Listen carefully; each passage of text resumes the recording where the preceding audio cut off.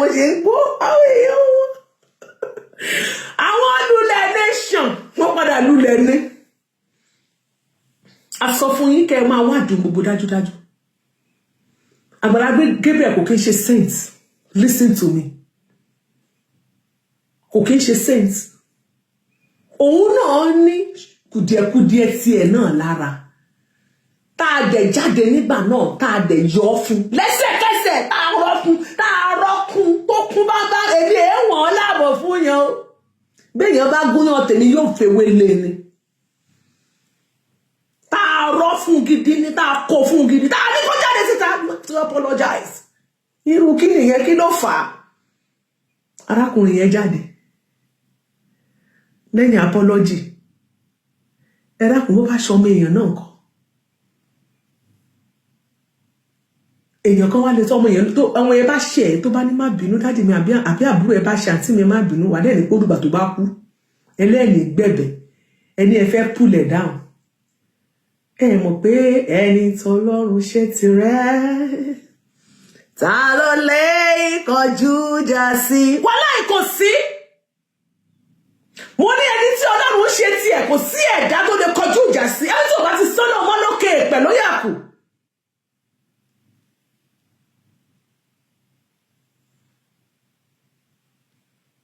Ọlọ́run ọba mi lọ́ba tí ó jẹ́ wípé a máa ń ṣe gbogbo ìgbà, a lè tọrọ ìdáríjì lọ́dọ̀ rẹ̀ ní gbogbo ìgbà, ó sì dáríjì wá gbogbo ìgbà, gbogbo bá ṣàmì ẹ̀ṣẹ̀ tá lè bá dúró, ṣùgbọ́n nítorí ìdáríjì bẹ lọ́dọ̀ rẹ̀ ká lè máa bẹ̀rù ẹ̀ ní gbogbo ìgbà ní ká wárí ìwọ òkè àtòkè ńlá àtòkè kéékèèké níwájú ta níwájú Ọlọ́run Elédùmarè ẹ̀ máa calm down ní ẹ̀yin báwo.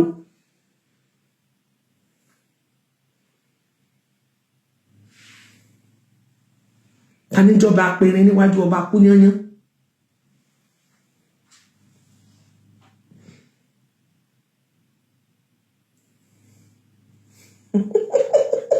Ọlọ́run ọba mi ló dé. Oh my God. Kábíyèsí. Kábíyèsí rẹ̀ Olúwa. Ọba tó fi sánmọ̀ ṣàjọbọra. Ìwọ ló fi sánmọ̀ ṣàjọbọra. Àwọn ló fi sánmọ̀ ṣàjọbọra.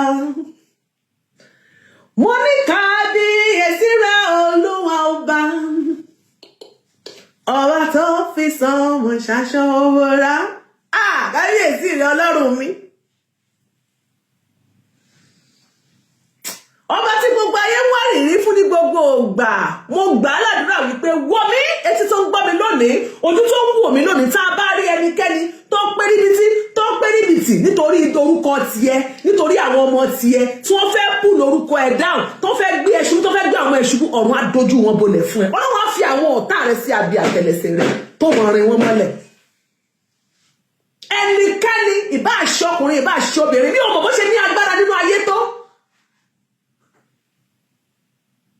Ìbá àṣẹ ẹni tí wọ́n ṣe kiri tí wọ́n fi abẹ gbé jáde nínú ìyá rẹ̀ ni àbí tí wọ́n ti bí ní fún normal delivery ni ló bá gbé ogun tiẹ̀ ti àwọn ọmọ rẹ̀. Ọlọ́run á fi gbogbo wọn á fi wọ́n sábẹ́ àtẹ́lẹsẹ̀ rẹ̀ á dojú wọn bolẹ̀, gbogbo àwọn ọ̀tá rẹ̀ á dojú wọn bolẹ̀ pátápátá.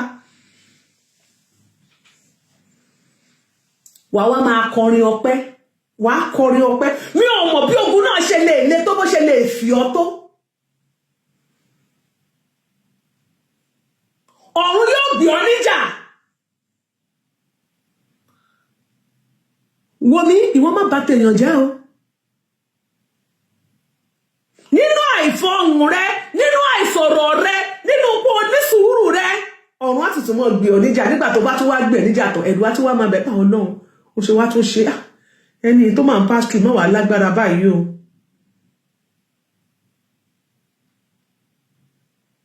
Bó ṣe máa rí nìyẹn.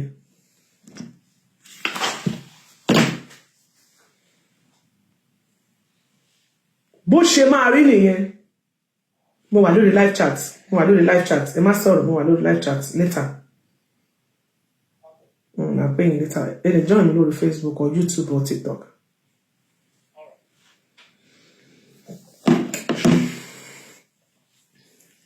Everybody loves. Nísùúrù jẹ́ everybody love Jennifer. Agbala love Jennifer. Mo ti ẹ parabọ̀ lórí post ní ọkàn mo gbóyin dọ̀tí ẹ̀yin tẹ́ wà lórí Facebook. Mo post kẹ́tí rò kúrò. Ọlọ́run ó dáríjì yín.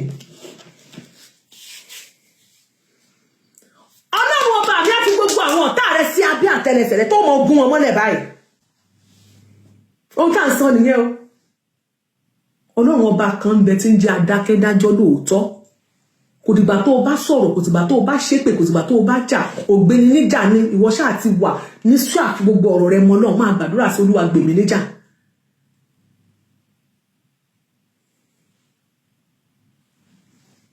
ẹ̀yin èèyàn mi ogun ayé ò ní borí wa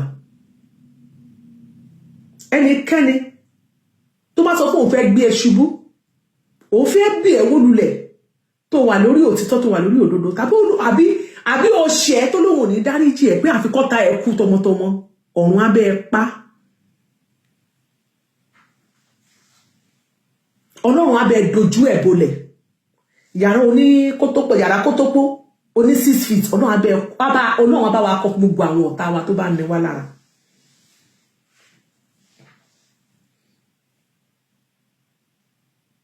sùúrù ó ní bàbá wa ẹ̀rẹ́ kọ̀ọ̀kan Agbala Gabriel ṣé kò dùn ni gbogbo gbàgbó yẹn ṣé kò affect ẹ ni tẹ bá mọ̀ nígbà náà ẹ mọ̀ kó affect health ẹ ṣùgbọ́n ìkà làwọn èèyàn burúkú tẹ̀ ń sọ yìí tí wọ́n fẹ́ máa gbèjà yìí ìkà ni wọ́n ọkọ̀ kójú òṣù láìlá èèyàn burúkú ni wọ́n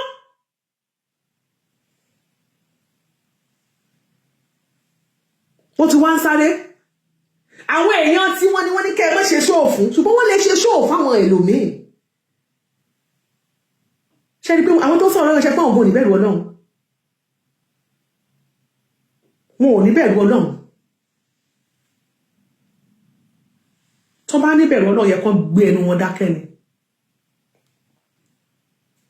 tó bá ní ìbẹ̀rù Ọlọ́run yẹ kán mọ̀ pé oyè tó kara àwò ló kara ẹ̀dẹ́